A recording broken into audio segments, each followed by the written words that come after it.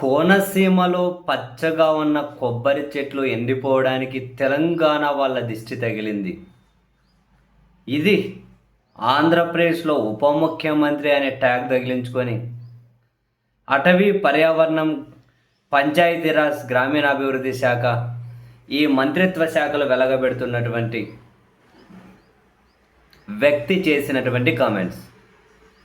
ఇవి ప్రాంతీయ విద్వేషాలను ఏ విధంగా రెచ్చగొడతాయి అనే కథ పక్కన పెడితే, ఆంధ్రప్రదేశ్లో ఇంత కీలకమైన శాఖలు ఉప ముఖ్యమంత్రిని ట్యాగ్ తగిలించుకున్న వ్యక్తి చేసిన ఈ వ్యాఖ్యలు నిజంగానే ఒక్కసారిగా ఏపీ ప్రజల మీద జాలి కలిగించేలా అయితే చేశాయి. కొబ్బరి చెట్లు ఎందుకు ఎండిపోతున్నాయి అంటే నివేదికలు పక్కనే ఉన్నాయి. మురుగునీటి కాలువలో లవణాల శాతం పెరిగిపోవడం ఒకటి, సముద్రపు నీళ్ళు ఎనిక్కి రావడం, ఇట్లా రకరకాల కారణాలతో సైంటిస్టులు ఇచ్చిన నివేదికలు పక్కనే ఉన్నాయి. ప్రభుత్వము, పాలకులు అనబడే వాళ్ళు అకౌంటబిలిటీ ఫీల్ అవ్వాలి. ఎక్కడ ఏం జరుగుతుంది, దాన్ని ఏ విధంగా ఓవర్కమ్ చేయాలి అనే దాని మీద దృష్టి పెట్టాలి.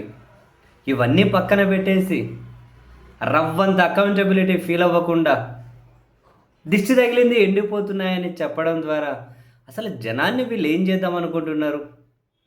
ఇప్పటికీ అఫీషియల్ డేటా ప్రకారం 2025లో భారతదేశంలో మూఢనమ్మకాల చేత దగ్గర సంభవించిన మరణాలు 1000 దగ్గర ఉన్నాయని నివేదికలు చెబుతూ ఉన్నాయి. అఫీషియల్ డేటానే. అన్అఫీషియల్ అంటే ప్రభుత్వాల దృష్టికి రానిదంతా ఇంకా మనం లెక్క పెట్టచ్చు.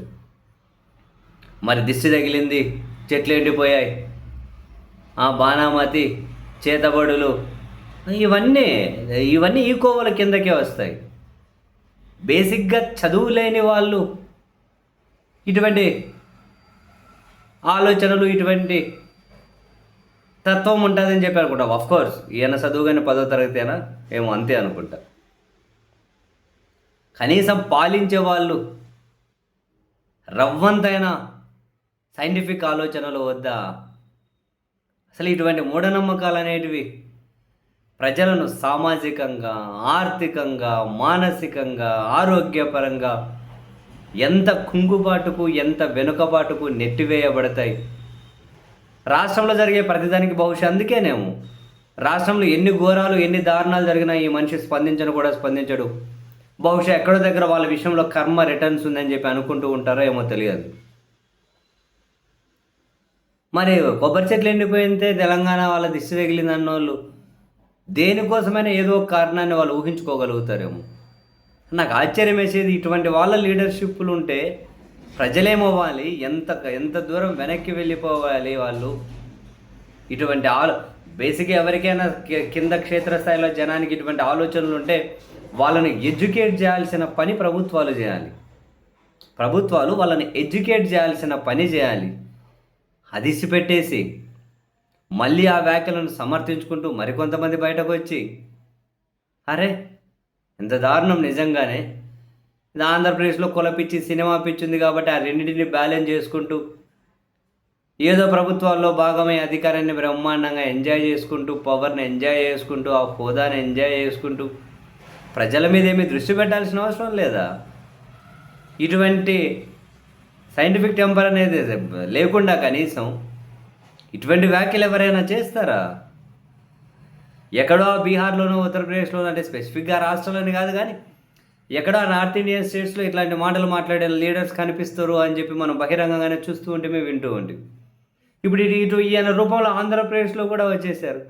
ఇంక ఇటువంటి లీడర్లు పెరిగిపోయి, లేకుంటే ఈయన బలమే మరింత పెరిగితే ఆంధ్రప్రదేశ్ ఎక్కడికి పోతుంది, ఆంధ్రప్రదేశ్ ప్రజల జీవితాలు ఎక్కడికి పోతాయో ఒకసారి మనం ఆలోచించుకోవాలి. ఎంత దారుణం అండి. రాకెట్లు వేసుకొని ప్రపంచంలో పైకి అంతరిక్షంలోకి ప్రైవేట్ టూరిస్టులను పంపిస్తున్నాయి వేరే దేశాలు. మనోళ్ళేమో ఎంతసేపు ఉన్న కులాల చుట్టూ, మతాల చుట్టూ, దేవుళ్ళ చుట్టూ, ఒక ఎమోషన్ చుట్టూ, ఈ విధమైనటువంటి మూఢనమ్మకాల చుట్టూ ఎలాంటి నాయకులు, ఇలాంటి వాళ్ళకు మద్దతు ఇచ్చే ఎలాంటి జనం ఏమైనా అర్థం ఉందా ఆయన చేసిన వ్యాఖ్యలు? ఆంధ్రప్రదేశ్లో ఏ సీరియస్ ఇష్యూ జరిగినా దాని నుంచి తప్పించుకునే ఇటువంటివి ఏవో ఒకటి ముందుకు తీసుకురావాలా? ఇప్పుడు పంటలు ఏమన్నా కనుక ప్రకృతి వైపరీత్యాలు సంభవించి పోయాయి, ప్రభుత్వం ఆదుకోవాలి అంటే ఏం చేద్దాం, దిష్టి తగిలిందంటారా? రైతులకు గిట్టుబాటు ధర రావట్లేదు అంటే ఏం చేద్దాం? దిష్టి తగిలింది పంటకంటారా? ప్రతిదానికి ఇటువంటి కారణాలు చెప్పుకుంటూ పోతారా?